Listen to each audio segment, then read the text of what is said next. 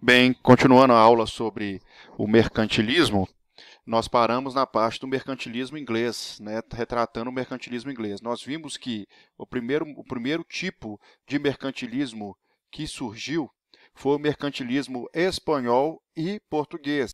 E essas duas primeiras formas, né, tanto a portuguesa quanto a espanhola, elas eram bulionistas, ou seja, acúmulo de metais preciosos, e a ênfase dada para elas era obter isso. E que, por elas terem também esse terem colônias, elas se tornam dependentes de suas colônias, ou seja, o metalismo leva necessariamente ao colonialismo, à ocupação territorial e à extração mineral ao máximo que se pode. E isso gerou uma dependência, tanto de Portugal quanto de Espanha, dessa extração desses países. Entretanto, elas não conseguiram efetivar, devido a situações históricas, esse acúmulo dos metais. Os metais entravam e saíam, principalmente no gasto exagerado desses estados.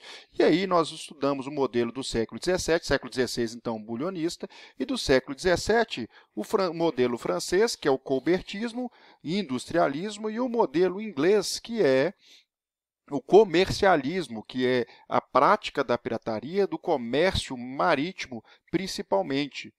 Aqui nós temos, então, o modelo inglês. Vou começar aqui, então, na parte do modelo inglês. Na Inglaterra, ainda mais que na França, o mercantilismo é uma criação contínua, empírica e nacional. É muito das relações que existiam próprias do feudalismo inglês, próprias das pesquisas dos cientistas, né, ingleses, que empíricos, do relacionamento deles com o meio, lembrando que Hobbes era empírico, Locke também é empírico, e contratualistas também. Então, essa relação do mercantilismo inglês está muito relacionado às situações próprias da expansão inglesa. E aí você tem muito um conflito marítimo entre França e Inglaterra nesse momento e Inglaterra e Espanha.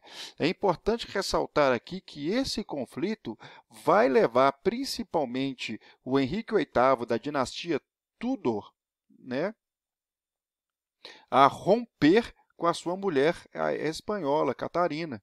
Tá? Muitas pessoas acham porque ele estava apaixonado por causa da Ana Bolena. Sim, isso é um fato, mas é uma coisa normal, natural que acontecia na corte, mas o real motivo do fim do casamento dele foi esse conflito, esse roubo, principalmente dos navios, né, ingleses em cima da Espanha, causando um problema internacional devido ao casamento dele com uma espanhola. Beleza? É importante também ressaltar o caráter, né, protestante do país. E por isso essa constante racionalização do processo é típico inglês, principalmente devido à linha protestante adotada, que vai ser tratada posteriormente com as reformas protestantes. Tá? Também é importante ressaltar que é um caráter sistemático de intervenção estatal, e começando principalmente na dinastia Tudor, passando para a dinastia Stuart, mesmo após a primeira revolução, a Revolução Puritana, você percebe claramente essa intervenção no governo Cromwell, com os atos de navegação.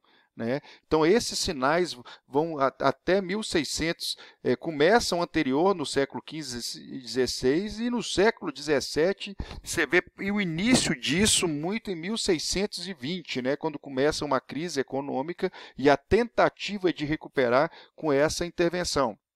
Então, resumindo, o mercantilismo inglês resume de três formas principais. Primeiro, na proteção dos produtos, né, na proteção da moeda e dos estoques de metais preciosos, diferentemente da Espanha e Portugal, que existia um gasto.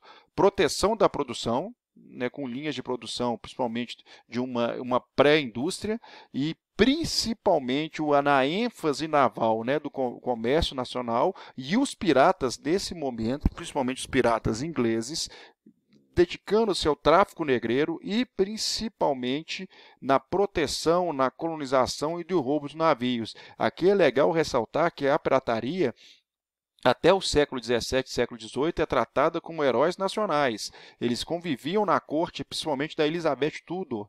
Né? Teve um pirata aí, Sir Walter Raleigh, ou até o Francis Drake, eles eram pessoas que eram tratadas como nobres mesmo na corte, e que depois do final do século XVIII e século XIX, tratados como bandidos, tá bom?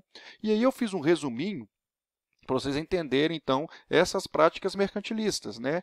Aqui é uma aula de conclusão. Então, você tem lá os mercantilismos, né? Nós vimos, então, primeiro a relação dele com o absolutismo, o fortalecimento do Estado e a ação burguesa, né? Esse processo de inicialização da racionalização, concluindo a aula agora.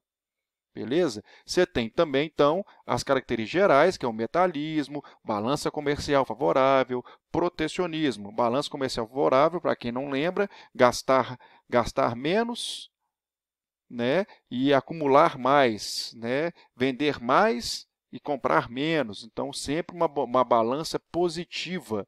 No século XVI, as práticas dos países ibéricos, o colonialismo levando ao metalismo, que eu acabei de falar aqui e relembrar. No século XVII, nos Países Baixos, né, que é a Inglaterra, a Holanda hoje, né, que é chamado País Baixo na época como a Companhia das Índias, criação, né, da Companhia das Índias até a invasão do Brasil, nós temos aí. Você tem a Inglaterra, o modelo de pirataria dos atos de navegação com Cromwell, que nós já vimos, e o modelo francês, colbertismo, né, industrialismo, né, prática de tecidos. E aí, dessas práticas aí, a do século XVI saiu em desvantagem com as práticas do século XVII. Beleza? E o mercantilismo, então, resumindo, é essa política econômica misturado com ações políticas da intervenção estatal, que se manifesta de várias formas e que tem o âmbito, a ação burguesa e o processo dessa racionalização do Estado para a criação de um futuro capitalismo. Mas então, o resumo é essa intervenção, né, estatal na economia para acúmulos de metais. Beleza? Um abraço, até a próxima aula.